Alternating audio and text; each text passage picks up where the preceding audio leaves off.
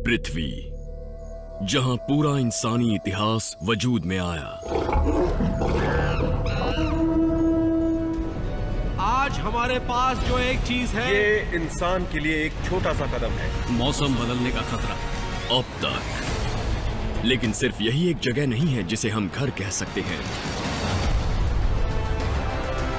छानबीन करने के लिए मंगल ग्रह एक शानदार जगह है, एक ऐसी जगह जो पृथ्वी के इतने करीब है कि हम वहां पहुंच सकते हैं। कई दशकों से हमने मंगल ग्रह पर जाने का सपना देखा है।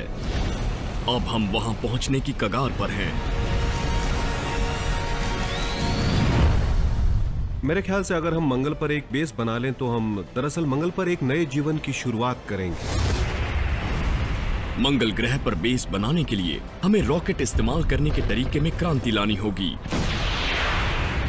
अगर हमें मंगल पर बस्ती बसानी है तो हमें जल्दी से ज्यादा लोग वहां भेजने पड़ेंगे। हमें सीखना होगा कि एक जमे हुए रेगिस्तानी ग्रह पर कैसे रहते हैं, और हमें ऐसे एस्ट्रोनॉट्स चाहिए होंगे जो सब कुछ दांव पर लगा दें। एक तरफा सफर ही असल में इसे मुमकिन बनाता है। क्या हम मंगल को अपना नया घर बना सकते हैं, या हमारी किस्मत का फैसला ब्रह्मांड करेगा?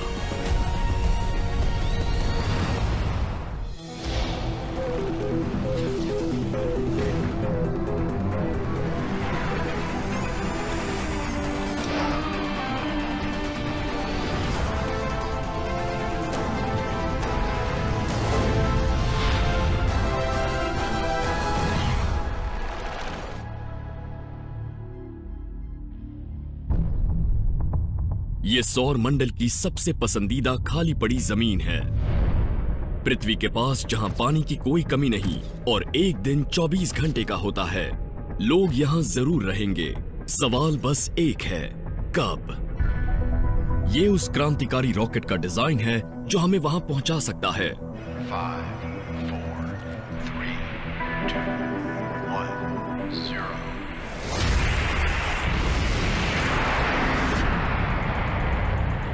जी हां, उसका इस तरह बीच हवा में रुकना जरूरी है। ये दुनिया के पहले रीयूजेबल रॉकेट की पहली उड़ान है। अगर वो अपनी उड़ान भरने वाली जगह पर वापस उतरने में नाकाम रहा तो मंगल पर जाने का पहला इंसानी अभियान कई साल के लिए टल सकता है।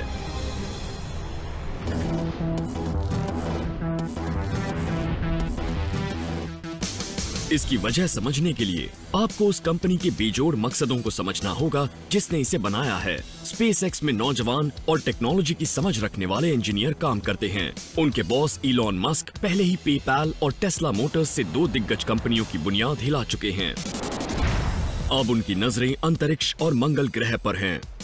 स्पेसएक्स का मकसद रॉकेट इंजीनियरिंग की हालत को बेहतर बनाना है ताकि अंतरिक्ष जाने आने के साधन को उस हद तक सुधारा जा सके कि लोग मंगल ग्रह तक जा सकें और हम मंगल पर अपने दम पर टिके रहने वाली सभ्यता को कायम कर सकें। स्पेसएक्स अंतरिक्ष की छानबीन के नए युग का अगुवा है। हम उन तमाम बढ़ती हुई निजी कंपनियों के साथ काम करेंगे जो अंतरिक्ष में जाना आसान और किफायती बनाने के लिए मुकाबला कर रही हैं। स्पेसएक्स पहले ही स्पेस स्टेशन को सप्लाई भेजने के लिए अमेरिकी सरकार से ठेका हासिल कर चुकी है, जिसमें दूसरे रॉकेटों पर कीमतें आधी कर दी है। लेकिन इलॉन और उनके इंजीनियर इससे आगे की सोच रहे हैं। उनका मानना है कि दोबारा इस्तेमाल के लायक रॉकेट अंतरिक्ष जाने की इंसानी पहुंच की काया पलट करेगा। अगर विमान दोबारा इस्तेमाल करने के लायक नहीं होते तो हमें सफर के लिए एक नया विमान खरीदना पड़ता और विमान से सफर करना बेहिसाब महंगा हो जाता। मुझे नहीं लगता कि रॉकेट को दोबारा इस्तेमाल करने की दिक्कत को सुलझाए बिना मंगल ग्रह पर किसी बेस को कायम किया जा सकता है। मंगल पर जाना एक मुश्किल लक्ष्य है क्योंकि वो बहुत दूर है, चांद से 1000 गुना ज्यादा दूर। वहां जाने के लिए एस्ट्रोनॉट को जरूरत पड़ेगी बहुत ज्यादा मात्रा में ईंधन और एक बड़े इंजन की। नासा के उस सैटर्न 5 रॉकेट से भी बड़े रॉकेट की जो 4 दशक पहले अपोलो के एस्ट्रोनॉट को चांद पर ले गया था। मंगल दूर है, इसीलिए हमें ज्यादा साजो सामान ले जाना पड़ेगा और उस सब से मास बढ़ जाएगा और फिर उसके लिए और बड़े रॉकेट की जरूरत पड़ेगी ताकि वो उस मास को वहां ले जा सके जहां आप जा रहे हैं। नासा का लक्ष्य इतना वजन उठाने का है जो मंगल के क्यूरियोसिटी रोवर से 13 गुना भारी है। एक मानव युक्त मंगल स्पेसक्राफ्ट एक सेमी ट्रक जितना बड़ा होगा। उस वजन को ले जाने लायक दमदार रॉकेट के नासा के डिजाइन को कहते हैं स्पेस लॉन्च सिस्टम या SLS। SLS 384 फुट ऊंचा होगा, स्टैच्यू ऑफ लिबर्टी से भी ऊंचा। वो 4,17,000 किलो थ्रस्ट देगा जो 140 टन के स्पेसक्राफ्ट को उड़ाने के लिए काफी होगा। मिसिसिपी के स्टेनस स्पेस सेंटर में गैरी बेंटन उसके एक नए इंजन को टेस्ट कर रहे हैं, यानी J2X को। टेस्ट का दिन मुझे हमेशा से पसंद है क्योंकि इस दिन हमारी सारी मेहनत का फल मिलता है। हमने इस फैसिलिटी को तैयार करने और दूसरे पुर्जों को टेस्ट करने में कई साल लगाए, उस मुकाम तक पहुंचने में जहां हम इन इंजनों को टेस्ट कर रहे हैं। SLS उस सिस्टम का बड़ा अवतार है जिसने स्पेस शटल छोड़ा था। उसका शुरुआती चरण असल में एक जैसा है। जब रॉकेट लॉन्च पैड से उठता है तो उसके कोर स्टेज के इंजन जलते हैं और वो रॉकेट को करीब 1 लाख फुट ऊपर ले जाते हैं। लेकिन SLS में एक ऐसी खूबी है जो शटल लॉन्च में नहीं होती। इसमें अपर स्टेज के इंजनों का एक सेट है, वहीं J2X का काम शुरू होता है। SLS दरअसल शटल से ज्यादा शक्तिशाली है क्योंकि उसमें एक ऊपरी चरण है और वो पृथ्वी के निचले कक्ष से बाहर जा सकता है, जबकि शटल सिर्फ कक्ष तक जा सकता है। अपोलो मिशन के बाद नासा ने पृथ्वी के कक्ष से बाहर इंसान को नहीं भेजा है। SLS और J2X ऐसा कर सकते हैं और उससे भी कहीं ज्यादा। J2 उन अपोलो की उड़ानों के ऊपरी चरण को चलाने के लिए इस्तेमाल किया गया था जो चांद पर गई थी, और ये J2X उस इंजन का ज्यादा शक्तिशाली अवतार है। ये कक्ष में पहुंचने के बाद फिर से स्टार्ट हो सकता है, इसलिए ये ज्यादा वजन या दल को मंगल तक ले जा सकता है। महीनों की कोशिशों और तैयारियों के बाद अगर आज सब कुछ सही रहा तो ये J2X इंजन का आखिरी टेस्ट होगा। मुझे यही उम्मीद है कि ये बहुत कामयाब टेस्ट होगा और मैं ये देखने के लिए बेताब हूँ कि आज इंजन क्या करेंगे। हम उसे लोअर पावर लेवल या इस स्तर पर उतने लंबे समय के लिए चला रहे हैं जितना पहले कभी नहीं चलाया। ये टेस्ट 125 सेकंड तक चलेगा। पहली दिक्कत ये है कि इंजन को पूरे 125 सेकंड तक काम करना होगा।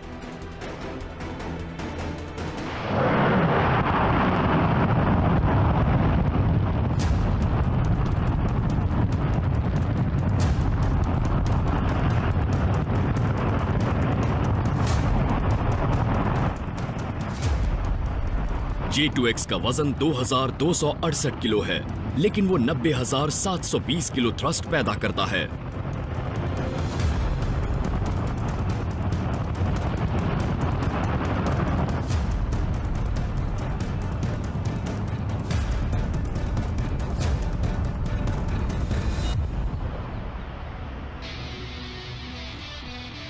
इंजन पूरे समय चला, 2 मिनट 5 सेकंड तक, जैसा सोचा था। देखने और सुनने के बाद लगता है सब कुछ बढ़िया रहा। आज नासा अपने SLS और ऐसे रॉकेट को पूरा करने के एक कदम करीब पहुंच गया है जो एस्ट्रोनॉट को मंगल पर भेज सकता है। पूरा होने के बाद SLS पृथ्वी पर सबसे बड़ा और सबसे शक्तिशाली रॉकेट होगा, लेकिन वो सबसे महंगा भी होगा।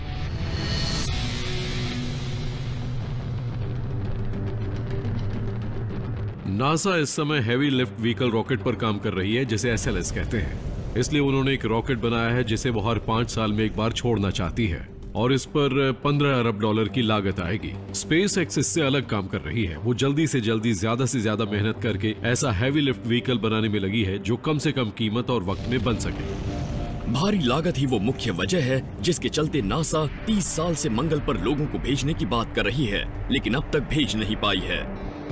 स्पेस एक्स का दोबारा इस्तेमाल करने के लायक रॉकेट उस लागत को बेहद कम करके मंगल को हमारी पहुंच में ला देगा।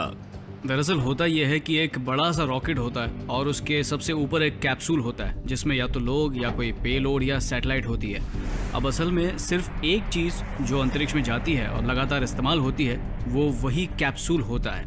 अब आप सोचेंगे कि बाकी के रॉकेट का क्या होता है, तो वो बस वायुमंडल में जल जाता है और हम वही बदलने की कोशिश कर रहे हैं कि वायुमंडल में जलने के बजाय हम उस पूरे रॉकेट को दोबारा इस्तेमाल करके फिर उड़ाना चाहते हैं। स्पेसएक्स के नए फाल्कन 9R को ऐसे बनाया गया है कि वो अपने पेलोड को छोड़कर फिर वापस अपने लॉन्च पैड पर आ सके और कुछ ही घंटों के अंदर दोबारा ईंधन भर के फिर उड़ने के लिए तैयार हो सके। डिजाइन दल अब फाल्कन 9R की बेहद अहम पहली टेस्ट फ्लाइट होने तक दिन गिन रहा है। उनकी चुनौती है 300 टन के उस रॉकेट को सही सलामत ठीक जगह उतारना, जिसे शुरू में सिर्फ ऊपर जाने के लिए बनाया गया था। मेरे लिए अहम बात है सटीक लैंडिंग, और अगर आप सोच कर देखें तो ये रॉकेट वायुमंडल में सही सलामत दाखिल होने और उड़ने के लिए नहीं बनाया गया था। इसमें विंग नहीं होते और इसीलिए हमें ऐसा तरीका ढूंढना है कि ये वायुमंडल में से होकर उड़ सके और वापस खुद ठीक उसी जगह पर उतर सके जहाँ से वो उड़ा था, वो भी बिना इंसानी मदद के। अच्छा, तो ये है वो जगह जहाँ लेग शुरू होंगी। यहाँ पर उन्हें लगाया जाएगा एयर कवर और फिर लैंडिंग लेग लगाया जाएगा। एक रॉकेट को दोबारा इस्तेमाल के लायक बनाना बहुत बड़ी चुनौती है और हमें उसे बहुत मजबूत बनाना पड़ेगा। हमें ये भी ध्यान रखना होगा कि वो बहुत भारी ना बने, क्योंकि रॉकेट उद्योग में वजन ही सब कुछ है। फाल्कन 9R में न सिर्फ लेग लगाई जाएंगी, बल्कि एक पेचीदा गाइडेंस सिस्टम भी लगाया जाएगा जो उसके रॉकेट के एंगल को इतने सटीक तरीके से मार्गदर्शन देगा कि वो सही जगह पर लैंडिंग कर सके। लेग सेंसर्स का क्या हुआ? वो किस लिए? लैंडिंग के लिए। इस बात का ध्यान रखना होगा कि वो वक्त पर मिले, किस समय उनकी जरूरत पड़ेगी। मेरे ख्याल से घबराहट होने की कई वजह हैं। ये एकदम नया लैंडिंग सिस्टम है।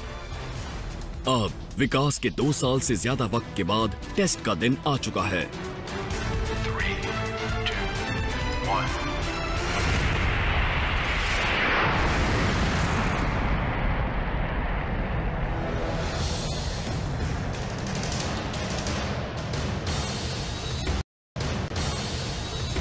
रॉकेट इंजीनियरिंग के इतिहास में पहली बार उड़ान भरना तो आसान है, लेकिन मंगल पर हमारा भविष्य इस बात पर टिका है कि क्या फाल्कन ठीक उसी जगह पर उतर सकता है जहां से वो उड़ा था।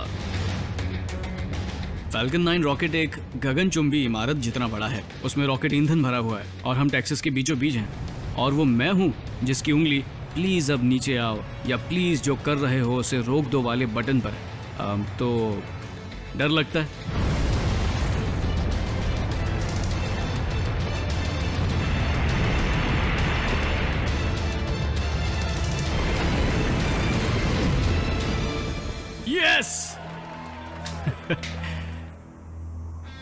इस उड़ान में कोई भी दिक्कत पेश नहीं आई। हम इसे लेकर बहुत खुश हैं। इसका मतलब ये है कि हम ये रॉकेट बना सकते हैं और लॉन्च पैड पर एकदम सही जगह पर उसे उतार भी सकते हैं। इसका मतलब अब हम ऐसे रॉकेट बनाएंगे जिन्हें हम बार बार इस्तेमाल आसानी से कर पाएंगे। फाल्कन 9R बस इतना ही शक्तिशाली है कि वो एस्ट्रोनॉट को इंटरनेशनल स्पेस स्टेशन तक पहुंचा सके, लेकिन स्पेसएक्स ने एक और बड़ी रॉकेट पर काम शुरू कर दिया है जो है फाल्कन हेवी।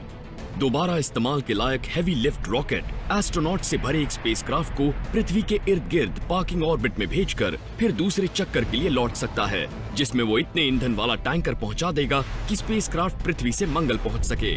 स्पेसएक्स के नजरिए से दोबारा इस्तेमाल के लायक रॉकेट न सिर्फ मंगल जाने के अकेले इंसानी मिशन की लागत कम करेंगे, बल्कि वो मंगल पर बस्तियां बसाने को बढ़ावा भी देंगे।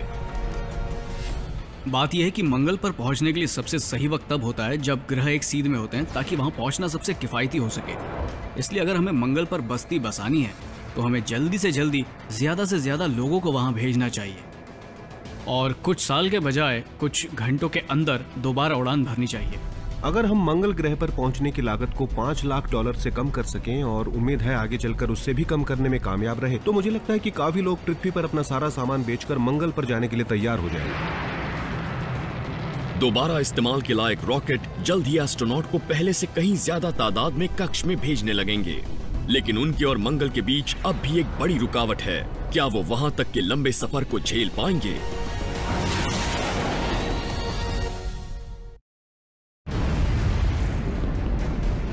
अंतरिक्षीय इंजीनियरों की एक नई पीढ़ी दोबारा इस्तेमाल के लायक रॉकेट बना रही है जो अंतरिक्ष में जाने के हमारे तरीके की काया पलट कर देंगे।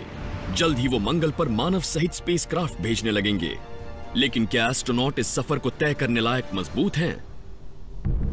उनके कैप्सूल को, जिसमें एक छोटी गाड़ी से ज्यादा जगह नहीं होती, सौर मंडल के इर्द गिर्द एक लंबा चक्कर लगाना होगा जो धीरे धीरे कक्ष से निकलकर मंगल की तरफ बढ़ेगा। जब ग्रह अच्छी तरह से एक सीध में होंगे तब भी इस सफर में कम से कम 6 महीने लगेंगे। उस दौरान एस्ट्रोनॉट पर खतरनाक स्तर के सोलर रेडिएशन का हमला होगा। पृथ्वी की सतह पर हम पृथ्वी के वायुमंडल से अंतरिक्ष के रेडिएशन से सुरक्षित रहते हैं। जब आप पृथ्वी से बाहर जाते हैं तो आपको कोई सुरक्षा नहीं मिलती। फिलहाल अगर हम एक दल को मंगल पर भेजें और वापस लाएं तो उन्हें उससे कहीं ज्यादा रेडिएशन की मार झेलनी पड़ेगी जितनी हम अपने एस्ट्रोनॉट को सहने देते हैं। और शून्य गुरुत्वाकर्षण में लगातार महीनों बिताने से दूसरी शारीरिक दिक्कतें हो जाती हैं। हड्डियों को नुकसान, मांसपेशियों को नुकसान और दिमाग के आसपास मौजूद फ्लूइड में बदलाव होने से उनकी आंख की पुतलियों का आकार बिगड़ सकता है, जिससे धुंधला नजर आने लगेगा। लेकिन मंगल तक के लंबे सफर का एक और जोखिम भी है। वो किसी भी मिशन के लिए सबसे बड़ा खतरा हो सकता है। अपने पूरे सफर में एस्ट्रोनॉट न कभी अपने तंग क्वार्टरों से बाहर कदम रखेंगे और न कभी एक पल अकेले रहेंगे। अच्छा तो रेचल, मैं चाहता हूँ कि आप एक बढ़िया सी खिली हुई मुस्कान दें। बहुत खूब, ठीक है, बस बस इतना काफी है। यूनिवर्सिटी ऑफ पेंसिल्वेनिया में डॉक्टर डेविड डिंजिस एस्ट्रोनॉट की दिमागी हालत पर लंबे समय तक कैद रहने के असर का अध्ययन करते हैं। और अब आप कुछ बुरा सोचना शुरू कीजिए। बर्ताव की दिक्कतें बेकाबू हो जाने से पहले उनका पता लगाने की टेक्नोलॉजी पर वो काम कर रहे हैं। हमें जिस चीज की सबसे ज्यादा चिंता है वो है डिप्रेशन, गंभीर साइकोटिक रिएक्शन, खुदकुशी पर उतारू बर्ताव। हम लोगों की इस बात पर भरोसा नहीं कर सकते कि मुझे ऐसा महसूस हो रहा है, क्योंकि हम जानते हैं कि अक्सर उन्हें पता नहीं होता कि वो कैसा महसूस कर रहे हैं। कई लोग ये नहीं समझ पाते कि वो कब बहुत उदास हैं या कब बीमार हैं। ये पता लगाने के लिए कि क्या मुट्ठी भर लोगों के लिए ये मुमकिन है कि महीनों तक लगातार वो एक तंग जगह में एक साथ रह पाएंगे, डेविड ने रशियन स्पेस एजेंसी के साथ काम किया। एक साथ मिलकर उन्होंने मंगल पर जाने का मिशन बनाया, जो पूरी तरह मॉस्को में हुआ। मॉस्को के इंस्टीट्यूट फॉर बायोमेडिकल प्रॉब्लम्स ने एक बड़ा कदम उठाते हुए जमीन पर एक स्पेसक्राफ्ट बनाया, जिसमें असली मिशन कंट्रोलर और असली लोग थे, जैसे कि astronaut, engineer, physician, astronaut trainer, जो यूरोप से, रूस से और एक चीन से था। सभी 6 लोग मर्द थे जो एक चैम्बर में रहे, मंगल जाने और वापस आने के पूरे मिशन के लिए रहे, लगभग 17 महीने तक। वेल, मेरी क्रिसमस। मेरी क्रिसमस। ये देखिए, ये कैसा है? Merry Christmas. 1 साल पहले 7 जून सन 2010 को हम इस मॉड्यूल में आए थे और हम 1 साल तक बाहर नहीं निकले, और अब भी हमें 155 दिन बिताने हैं। ये अब तक किया गया सबसे लंबा स्पेस सिमुलेशन था। 520 दिन तक इन लोगों ने एक साथ खाया, इसकी शक्ल अच्छी नहीं है पर स्वाद अच्छा है, जो ज्यादा मायने रखता है। एक साथ सोए देखो ये कितने आराम से लेटा है, और काम किया। मार्स 500 मॉडल्स में हम रोज की तरह काम कर रहे हैं। एक तंग कमरे में डेविड ने उनकी हर हरकत पर नजर रखी। इस एक्यू वॉच को देखिए जो दल के इस सदस्य ने पहनी है, जो लाइट और शरीर की हलचल रिकॉर्ड करती है, और वो दल के सदस्यों के सोने जागने के वक्त का पता लगाने के लिए बहुत अहम थी। कितनी देर सोए और कैसी नींद आई, और दिन के 24 घंटे हफ्ते के 7 दिन पूरे मिशन में वो उसे पहने रहे, और इसीलिए हमें 40 लाख से ज्यादा मिनट का डेटा मिल सका। दल के लोग सिर्फ शारीरिक तौर पर बाहरी दुनिया से अलग नहीं हुए, मिशन कंट्रोलर ने बाहरी दुनिया के साथ सभी संचारों में, यहाँ तक कि परिवार के लोगों से बात करने में भी हर एक तरफा संवाद में 20 मिनट की देरी लगा दी, ताकि उन्हें ऐसा लगे जैसे वो घर से लाखों करोड़ों मील दूर हैं। समस्याएं उस हिस्से में शुरू होने लगीं जिसे मिशन की दूसरी तिमाही कहते हैं। जैसे ही किसी को नींद न आने की बीमारी या डिप्रेशन या पूरी नींद लेने में परेशानी होती, या तनाव का असर होता, या थकान महसूस करता, या ग्राउंड कंट्रोलर से मतभेद हो जाते, तो ये सब समस्याएं बनी रहती और मिशन के बाकी समय में जमा होती रहती थी, और ये समस्याएं जल्द अपने आप सुलझती नहीं थी। जब 1.5 साल बाद दल वापस आया तो 6 में से 4 सदस्यों में बर्ताव से जुड़ी अहम परेशानियां दिखाई दी। डेविड ने इन परेशान कर देने वाले नतीजों को एक चुनौती के रूप में लिया। वो नहीं चाहते थे कि मंगल पर बसने वाली पहली इंसानी बस्ती मनोरोगियों से भरी हो। उन्होंने इस दिमागी अस्थिरता को पहले ही पहचानने की ठान ली ताकि उसका इलाज हो। अहम मकसद है बेहतरीन दल को चुनना और ये पता लगाना कि लंबे मिशन और खोजबीन के दौरान अंतरिक्ष फ्लाइट में कब बर्ताव से जुड़ी परेशानी पैदा होती है, और हमें तुरंत कदम उठाना होता है। डेविड ने अत्याधुनिक वीडियो ऑब्जर्वेशन सॉफ्टवेयर बनाया है, जिसका नाम है ऑप्टिकल कंप्यूटर रिकॉग्निशन, OCR। इंसान के जज्बातों को उसके चेहरे के हाव भाव से पढ़ सकता है। ऑप्टिकल कंप्यूटर रिकॉग्निशन चेहरे के सकारात्मक, नकारात्मक और सहज भावों को पढ़ेगा और समय समय पर किए गए इस निरीक्षण को इन लाइनों में बताएगा। तो क्रिस, क्यों ना आपकी खिली मुस्कुराहट से इसकी शुरुआत की जाए? और देखिए, जब ऐसा होता है तो आपको फौरन पता चल जाता है कि ये एक सकारात्मक भाव है। डेविड को उम्मीद है कि मंगल की तरफ जाने वाला कोई भी स्पेसक्राफ्ट इस तरह के सॉफ्टवेयर को ले जा सकता है। ये महीनों तक एस्ट्रोनॉट के हाव भाव पर नजर रखेगा और उनके मूड में आए बदलाव को फौरन भांप लेगा।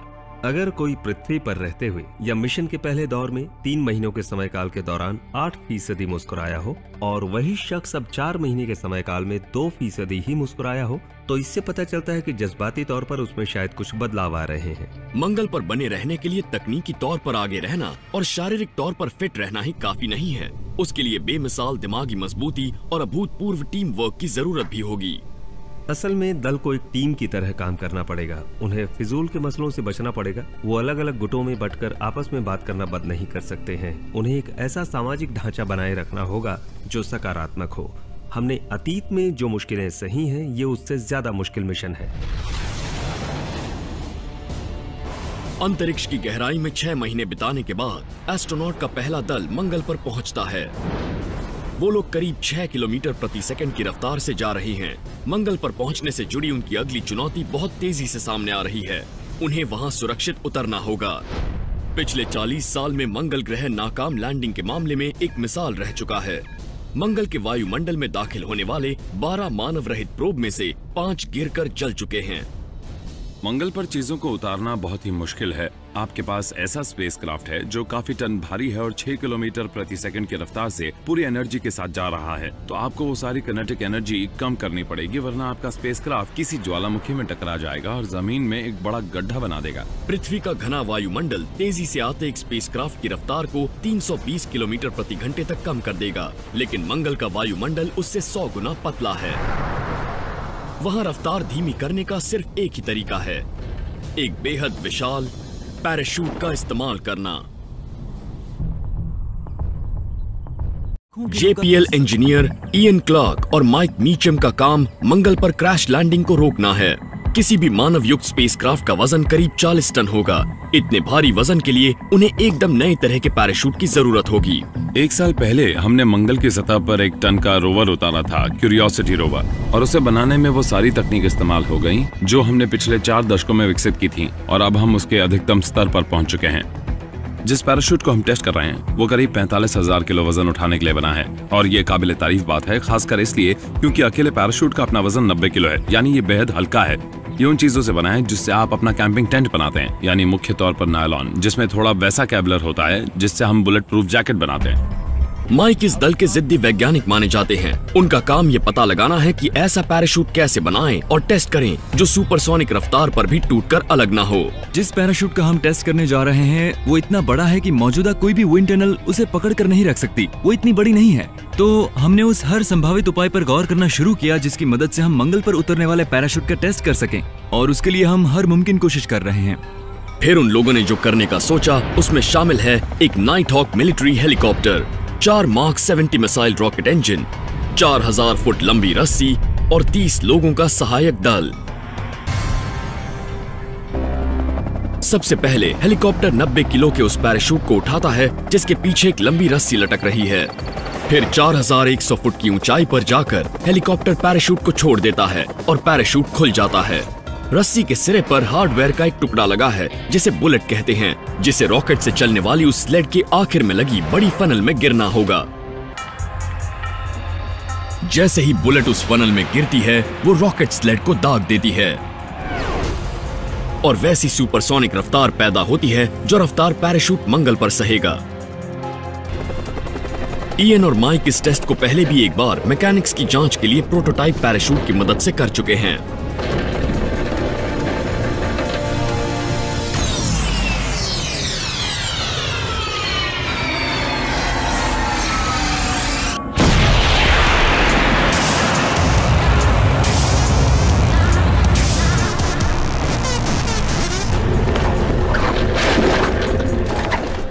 पैराशूट टिक नहीं पाया, लेकिन उसकी जरूरत भी नहीं थी। वो तो सिस्टम के लिए कॉन्सेप्ट का सिर्फ एक सबूत था। उस टेस्ट के दौरान सिर्फ एक ही चीज गलत हुई थी और वो थी पैराशूट सिलाई के एक जोड़ में नाकाम रहा था। पर जहाँ तक बनावट का सवाल था वो बहुत ही बढ़िया बना था। इस वजह से कुछ महीनों में हम अगले टेस्ट को लेकर थोड़े घबराए हुए हैं। उम्मीद करते हैं इस बार कामयाब हो जाएंगे। इयन और माइक के लिए बहुत कुछ दांव पर लगा है। मंगल ग्रह पर इंसान को भेजने की हमारी काबिलियत इस टेस्ट की कामयाबी पर टिकी है। ये एक बहुत ही विशाल और पेचीदा अभियान है जिसकी लागत अरबों डॉलर है। एक और बात, कोई दूसरा विकल्प नहीं है। उनके पास सिर्फ एक पैराशूट है। इतना तो पक्का है कि आज रात मैं सो नहीं पाऊंगा। कल हमें तड़के 3 बजे काम पर लगना है और मैं थोड़ा नर्वस भी हूँ क्योंकि कई सारी अलग अलग चीजें हैं जिन्हें एक साथ लाना है।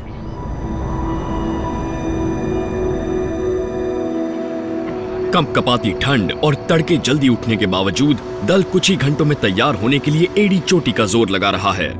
शरीर में बिजली सी दौड़ रही है, कई सारी चीजें करनी है, इसलिए सब कुछ याद रखना है, लिस्ट के हिसाब से करना है। अगर हवा तेज होगी तो जब हेलीकॉप्टर पैराशूट को छोड़ेगा और पैराशूट खुलना शुरू होगा तो तेज हवा उसे बहाकर दूर ले जाएगी और उसे वापस जमीन तक खींचकर लाने की हमारी ताकत पर असर पड़ेगा, जिस वजह से हम ये टेस्ट सुरक्षित तरह से नहीं कर पाएंगे। इयन पैराशूट पर नजर रखते हैं और माइक उससे जुड़ी तकरीबन 1220 मीटर लंबी रस्सी की जांच करते हैं। उसके मुकाबले मैं कुछ ज्यादा ही बेफिक्र हूँ, लेकिन समय करीब आ रहा है इसलिए मैं थोड़ा घबराया हुआ हूँ, थोड़ा जोश में भी हूँ। और ये पूरा अभियान, ये पूरा इंफ्रास्ट्रक्चर, वो सारी चीजें जिसकी तैयारी हम पिछले 1 साल से कर रहे हैं, वो सब इस बात से जुड़ी हैं कि क्या ये पैराशूट इतना मजबूत है कि उस एरोडायनामिक वजन को झेल सकेगा जो मंगल पर काम करने के लिए जरूरी है। हम सब उम्मीद करते हैं कि कामयाब होंगे।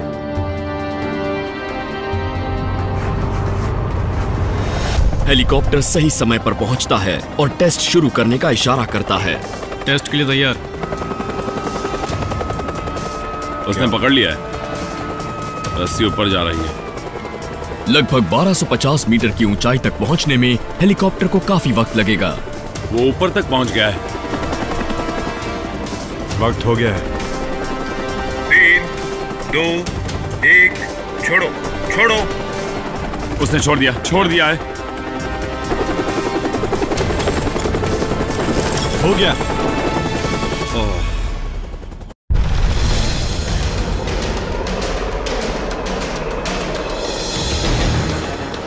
एक नेवल टेस्ट फैसिलिटी में नासा के इंजीनियर इयन और उनका दल ये बात जानने के काफी करीब है कि हमारे पास मंगल पर इंसानों को उतारने की टेक्नोलॉजी है या नहीं। क्या उनका पैराशूट उस दबाव को झेल पाएगा जो सुपरसोनिक रफ्तार से बढ़ते एक स्पेसक्राफ्ट को धीमा करने के लिए जरूरी है। उसने छोड़ दिया है। बात है। वो पीछे गया। ओह, खुल रहा है। वाह, कितने बढ़िया तरीके से वो खुला, बहुत ही प्यारा लग रहा है। काश ये ऐसे ही खुला रहे।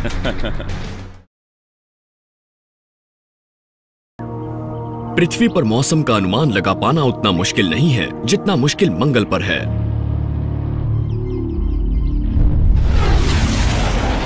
अगर एस्ट्रोनॉट वहां सफलतापूर्वक उतर भी जाते हैं तो उनका सामना बेहद कठिन वातावरण से होगा। मंगल पर औसत तापमान हमेशा करीब 0 से 26 डिग्री सेल्सियस नीचे रहता है। वहां का वायुमंडल, जो ज्यादातर सांस ना लेने लायक कार्बन डाइऑक्साइड से बना है, पृथ्वी से 100 गुना हल्का है। शरीर के लिक्विड जैसे लार और आंसू यहाँ के वायुमंडल में आते ही उबलने लगेंगे। कोई भी एस्ट्रोनॉट बिना स्पेस सूट पहने बाहर 1 सेकंड भी नहीं रह सकता। लेकिन मंगल पर बस्ती बनाने के लिए ऐसे स्पेस सूट की जरूरत पड़ेगी जो एस्ट्रोनॉट की फुर्ती को कम ना कर दे।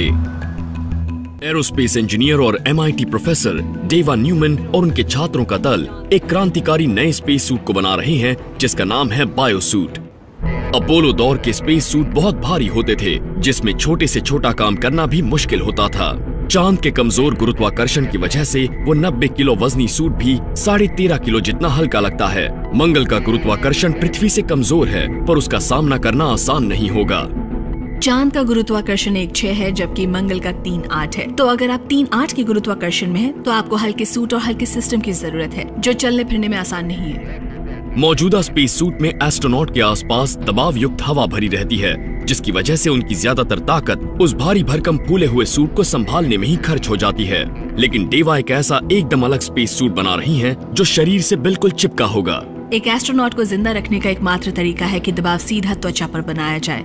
ये आइडिया शायद आपको थोड़ा अजीब लगे। आप एस्ट्रोनॉट को सिकोड़ कर बांध सकते हैं। ये तकनीकी रूप से मुमकिन है। एक स्पाइडरमैन जैसा सूट बनाने के लिए हम लोगों ने गणित का सहारा लिया है। एक हल्का फॉर्म फिटिंग सूट एस्ट्रोनॉट को मंगल पर चलने फिरने में मदद करेगा, लेकिन कुछ कामों जैसे निर्माण स्थल से बड़े बड़े पत्थर उठाने के लिए ज्यादा मशक्कत की जरूरत पड़ेगी। ब्रैड हॉलशू सीधे बायोसूट में मांसपेशियों की ताकत डालने की कोशिश कर रहे हैं। वो शेप मेमोरी एलॉय नाम के एक अत्याधुनिक मटेरियल का इस्तेमाल कर रहे हैं।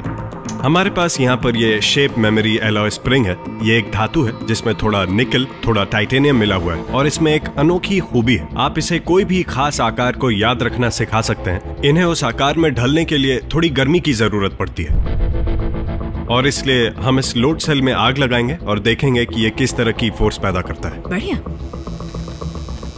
ये देखिए, इसने अभी से खींचना शुरू कर दिया है। हाँ, वाह। ये असल में सिकुड़ रहा है। बहुत अच्छे नतीजे दे रहा है। हाँ, आप देख सकते हैं कि ये इंसान की मांसपेशियों की तरह सिकुड़ रहा है। तो आप इस तरह के कई स्प्रिंग ले सकते हैं और उन्हें बराबर में लगाते हैं तो आपको अचानक ऐसी मांसपेशी मिल जाती है जिसके साथ आप काम कर सकते हैं। एक स्पेस सूट पहनते ही एस्ट्रोनॉट बहुत धीमी रफ्तार से काम करते हैं। मांसपेशियों की तरह काम करने वाले बायोसूट्स और मंगल के कम गुरुत्वाकर्षण के चलते बस्ती बनाने वाले पृथ्वी के वायुमंडल से जल्दी वहाँ एक्स्ट्रा टेरेस्ट्रियल बेस बना पाएंगे। अगर मैं इस स्थिति में बहुत देर तक रहना चाहूँ तो कोई भी थक जाएगा, यहाँ तक कि इस पृथ्वी की सतह पर भी। तो आप ये करना चाहेंगे कि इन लकीरों के जरिए आप थोड़ा कड़कपन डालना चाहेंगे, बिल्कुल उस बाहरी नर्म कंकाल के आइडिया की तरह, जिसमें मेरे शरीर का थोड़ा वजन कम हो जाएगा, मेरी मांसपेशियों पर दबाव भी नहीं पड़ेगा, जिससे मेरी थकान थोड़ी कम हो जाएगी। लेकिन मंगल पर एक स्थायी सभ्यता बनाने के लिए महज पृथ्वी से टेक्नोलॉजी ले जाना काफी नहीं है। वहाँ पर फलने फूलने के लिए हमें वहीं जाकर मंगल ग्रह के प्राकृतिक संसाधनों को ढूंढकर उनका इस्तेमाल करना होगा। अगर लुइस और क्लार्क अमेरिकी महाद्वीप को अपने साथ लाई सारी खाने की चीजों, पानी और हवा से पार करने की कोशिश करते, जो वो अपने और अपने घोड़ों के लिए 3 साल के अंतर महाद्वीपीय सफर को ध्यान में रखकर लाए थे, तो वो महाद्वीप को पार नहीं कर पाते। वो ये इसलिए कर पाए क्योंकि वो वहीं के माहौल में मौजूद संसाधनों का इस्तेमाल कर रहे थे। हमें मंगल ग्रह पर भी वहीं के संसाधनों पर गुजारा करना पड़ेगा। एक बंजर बर्फीले ग्रह पर किस तरह जिंदा रहा जाए, ये सीखना ही इस साहसिक अभियान का मकसद है, जो यूटा के रेगिस्तान के सुदूर जंगली इलाके में चल रहा है।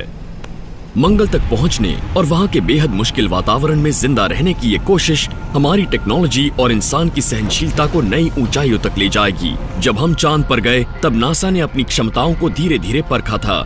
नील आर्मस्ट्रांग और बज एल्ड्रिन ने चांद पर कुछ ही घंटे बिताए थे। फिर अपोलो 17 से एस्ट्रोनॉट्स ने वहां 3 दिन से भी ज्यादा बिताए थे। लेकिन मंगल ग्रह पर जाने के लिए हम ऐसे छोटे छोटे कदम नहीं उठा सकते।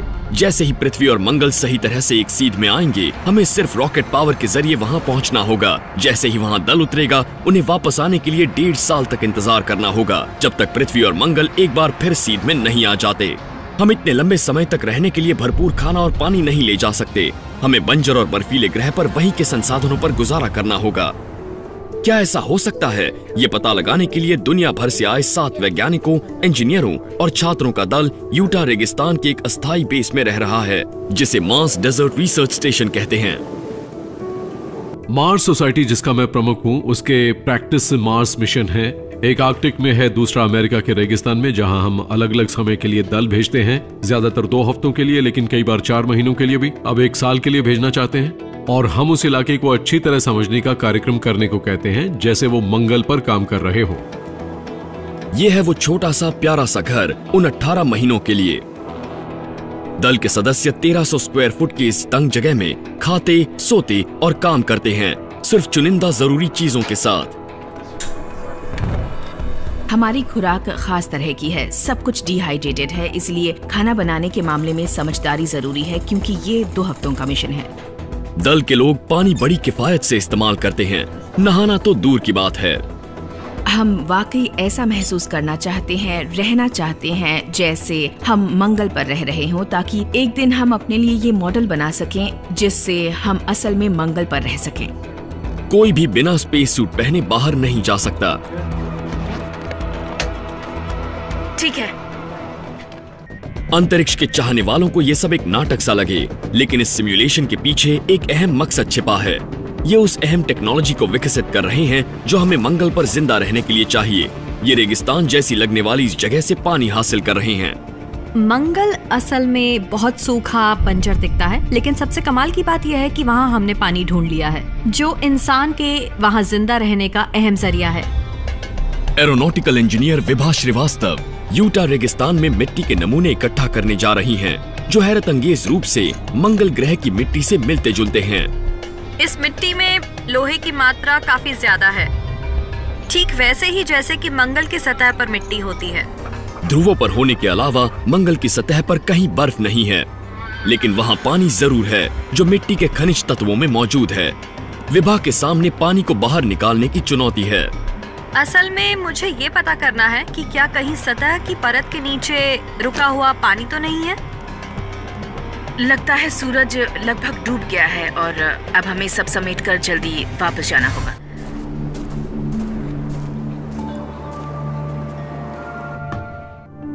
मंगल पर जीने के लिए सभी जरूरी संसाधन मौजूद हैं और इसलिए टेक्नोलॉजिकल सभ्यता भी मौजूद है। और अगर हम अपने समय में मंगल पर जा सकें और वो पहला छोटा कदम रख सकें, वो पहली छोटी चट्टान मंगल पर रख सकें, तो अब से शायद 500 साल बाद वहां पर मानव सभ्यता की एक बिल्कुल नई शाखा, शायद कई शाखाएं हमें नजर आएंगी। लेकिन ये पहले कॉलोनिस्ट एक और चुनौती का सामना करेंगे और ये सभी चुनौतियों में सबसे मुश्किल होगी। मंगल की उनकी यात्रा एक तरफा हो सकती है। मंगल मिशन की मुश्किल है वापस आने के लिए जरूरी ईंधन और रसद। मंगल पर पहुंचने के लिए हर 1 किलो ईंधन के एवज में आपको 15, 20 या 30 किलो का प्रोपेलेंट पृथ्वी से भेजना पड़ता है, सिर्फ उस प्रोपेलेंट को मंगल तक पहुंचाने के लिए, ताकि वो आपको वापस ला सके। अगर आज हम मंगल पर नहीं पहुंचे हैं तो उसकी यही सबसे बड़ी वजह है। वो टेक्नोलॉजी जिससे वापसी की यात्रा संभव हो सके, उसे विकसित होने में अभी कई साल लगेंगे। अगर आपको वापस लौट के ना आना पड़े तो ये और भी आसान हो जाता और इस तरह अचानक पूरा मिशन संभव हो जाता है। लेकिन अब आपको ऐसे लोग चाहिए जो अपनी बाकी की जिंदगी उन छोटे से बंद केबिन में गुजारने को तैयार हो, वो भी उस वातावरण में जहां बाहर निकलते ही 3 सेकंड में उनकी मौत हो जाएगी। माने या ना माने, लोग ऐसा करने के लिए अपना नाम दर्ज करवा रहे हैं और एक उद्यमी का दावा है कि वो लोगों को बाकी किसी से भी जल्दी वहाँ पहुँचा सकते हैं। बहुत सारी वजहों के चलते मैं मंगल पर जाना चाहती हूँ। हम ऐसी टेक्नोलॉजी हासिल करने के करीब हैं जिससे हम मंगल पर पहुंच जाएंगे और वहां मानव बस्ती बनाना शुरू कर देंगे। लेकिन नासा और स्पेसएक्स की इंसानों को मंगल तक पहुंचाने की योजना में कम से कम 2 दशक लगेंगे, क्योंकि वो एक पहेली का जवाब अब भी ढूंढ नहीं पाए हैं। वहां से लोगों को वापस लाना। बैज लैंड्सडॉर्फ, जो मार्स 1 नाम के स्पेस एक्सप्लोरेशन कॉर्पोरेशन के जनक हैं, सन 2024 तक लोगों को मंगल तक ले जाने की योजना बना रहे हैं। लेकिन कैसे? असल में वो लोगों को वापसी यात्रा का विकल्प नहीं देंगे। मार्स 1 एक मिशन के तहत स्थायी करार कर रहा है, सिर्फ एक तरफा यात्रा का, क्योंकि सिर्फ एक तरफा यात्रा से ही ये मुमकिन हो सकेगा। बैज ने ये जान लिया था कि अपनी जिंदगी में मंगल पर इंसानी बस्तियां बनाने के लिए वहां से पृथ्वी पर वापसी की यात्रा से जुड़ी परेशानियों को दरकिनार करना होगा। इंसान को भविष्य में बहुत जल्द मंगल पर भेजने के लिए स्थायी तौर पर वहां भेजने जैसे करार से बढ़कर और कोई रास्ता नहीं है, क्योंकि वापसी यात्रा के मिशन में काफी जटिलताएं हैं। अगर मंगल पर वापसी यात्रा के लिए कोई रॉकेट खड़ा भी होता तब भी मैं स्थायी तौर पर वहीं रहने वाला मिशन चलाता, क्योंकि अगर आप मंगल पर ही बस जाते हैं तो ये सचमुच मानव जगत के लिए एक मील का पत्थर साबित होगा। मार्स 1 लॉकहीड मार्टिन के साथ मिलकर एक तरफा यात्रा वाला स्पेसक्राफ्ट बना रहे हैं, लेकिन इसमें और भी बड़ी चुनौती है। भला कौन ऐसा जांबाज होगा जो अपनी मर्जी से अपनी बाकी जिंदगी अंतरिक्ष के जहरीले ग्रह पर एक बेहद तंग जगह में बिताने को तैयार होगा? मैं मंगल ग्रह पर जाना चाहता हूँ, क्योंकि पता नहीं कब से ये मेरा एक सपना रहा है। मैंने विज्ञान और इंजीनियरिंग दोनों में बहुत पढ़ाई की है, क्योंकि मुझे मजाक पसंद है। मैं वादा करती हूँ कि मैं मंगल पर सबसे ज्यादा मजाकिया लड़की होंगी। हाँ, अगर आपने किसी टॉप कॉमेडियन को वहाँ बुला लिया तो मेरा नंबर दूसरा होगा। मैं वहाँ डांस करना चाहती हूँ। मैं वॉलीबॉल खेलता हूँ, स्नोबोर्ड, स्कूबा डाइव करता हूँ। हम ऐसे लोगों को ढूंढ रहे हैं जिनकी मानसिकता अच्छी हो और जाहिर है उनकी सेहत अच्छी होनी चाहिए, वो स्मार्ट होने चाहिए, क्योंकि हम उन्हें कई नए हुनर सिखाएंगे। बैज मंगल पर फिल्माए दृश्यों पर आधारित एक रियलिटी टीवी शो के प्रसारण अधिकार बेचकर इस ट्रिप के लिए पैसे जुटाने की योजना बना रहे हैं। उनके पास अभी से लगभग 2 लाख लोगों की अर्जियां आ चुकी हैं और वो उनमें से 24 फाइनलिस्ट को चुनने में लगे हैं। मीड मकॉमिक को अभी एक सेमीफाइनलिस्ट चुना गया है। मैंने अभी California institute of the art से ग्रेजुएशन किया है। क्या अपने परिवार से आपका संपर्क रहता है? हाँ, बेशक। मैं अपनी माँ से तकरीबन हर दिन बात करती हूँ, हर दूसरे दिन पापा से भी, और मेरे कोई भाई बहन नहीं है, बस वो दोनों ही हैं। अच्छा, अगर आप उन्हें कभी वापस न देख पाए तो मार्स 1 के एस्ट्रोनॉट मंगल पर जाने से पहले 4 लोगों के दल में 10 साल तक ट्रेनिंग करेंगे। मंगल पर बेस बनाने के कुछ सालों बाद अगला दल उनके साथ शामिल होने के लिए आएगा। शुरू के कुछ सालों में निर्माण स्थल पर बहुत ज्यादा काम होगा, खासकर पहले के कुछ महीनों में, जैसे मॉड्यूल्स को एक दूसरे से जोड़ना, सोलर पैनल लगाना, ग्रीन हाउस के साजो सामान को लगाना। मंगल ग्रह पर बहुत सीमित मात्रा में पानी होगा, इसलिए आपको शायद कुछ सालों तक नहाने को नहीं मिले। अपना खाना खुद उगाना पड़ेगा, आपका ज्यादातर समय वही करने में जाएगा। क्या आपको ये सब सोचकर डर लग रहा है? नहीं, क्योंकि ये अनुभव का हिस्सा है, क्योंकि हर कदम पर आपको वहाँ एक नया अनुभव मिलेगा, कुछ नई चीजें सीखने को मिलेगी। आप मंगल पर जाने वाले पहले शख्स होंगे। हम जो भी करेंगे उसमें कुछ नया होगा, मजेदार होगा। कई लोग ये जानकर बहुत हैरान हैं कि कुछ लोग मंगल पर हमेशा के लिए बसने में दिलचस्पी ले रहे हैं, यानी एक तरफा ट्रिप पर जाने में। लेकिन आपको ये नहीं भूलना चाहिए कि ऐसा हमारे ग्रह पर इतिहास में होता आया है। हमने एक जगह से शुरुआत की थी और पूरी दुनिया में फैल गए। क्या आपको सब कुछ पीछे छोड़ जाना पागलपन नहीं लगता? नहीं, मुझे नहीं लगता, लेकिन जैसा मैंने कहा कि दुनिया को आगे ले जाने के लिए इस तरह की अजीबोगरीब चीजें करना बहुत जरूरी है। सदियों से हम ऐसे सपने देखने वालों को पागल कहते आए हैं जब तक उन्होंने कुछ हासिल नहीं कर लिया। फिर हम उन्हें हीरो कहते हैं। हो सकता है 100 साल बाद हम उन्हें मंगल ग्रह पर फलती फूलती मानव बस्ती के जनक कहकर पुकारें। अमेरिका का निर्माण करने की कोशिश में कई लोगों ने अपनी जान कुर्बान कर दी थी, ये जानते हुए कि ज्यादातर मामलों में मरने की संभावनाएं ज्यादा थीं, बजाय इसके कि वो घर बैठे रहते। ये दरअसल वक्त की पुकार है। मेरा मतलब है इस वक्त को हमेशा याद रखा जाएगा, क्योंकि ये पहली बार होगा जब हम एक दूसरी दुनिया की तरफ कदम बढ़ाएंगे, और मुझे यकीन है कि हम जरूर बढ़ाएंगे। हमारे सामने बहुत जोखिम और टेक्नोलॉजी से जुड़ी रुकावटें हैं, लेकिन कुछ भी हमें मंगल तक जाने से नहीं रोक पाएगा। मंगल हमारी किस्मत है, क्योंकि हमारी महान उपलब्धियां हमारे पीछे नहीं हैं, वो हमेशा एक कदम आगे होती हैं। अगर आप मंगल पर रहने जा रहे हैं तो ये हमारे उद्गम की दिशा में एक बड़ा कदम होगा। ये मानव जगत के लिए एक बड़ा कदम होगा, और ये उस कोशिश का विस्तार होगा जो कोशिश हमारा मानव समाज पिछले 50,000 साल से करता आ रहा है। मंगल ग्रह पर पहला कदम रखने वाला इंसान आज जिंदा है। क्या वो आपका भाई है? क्या वो आपका कोई कजिन है?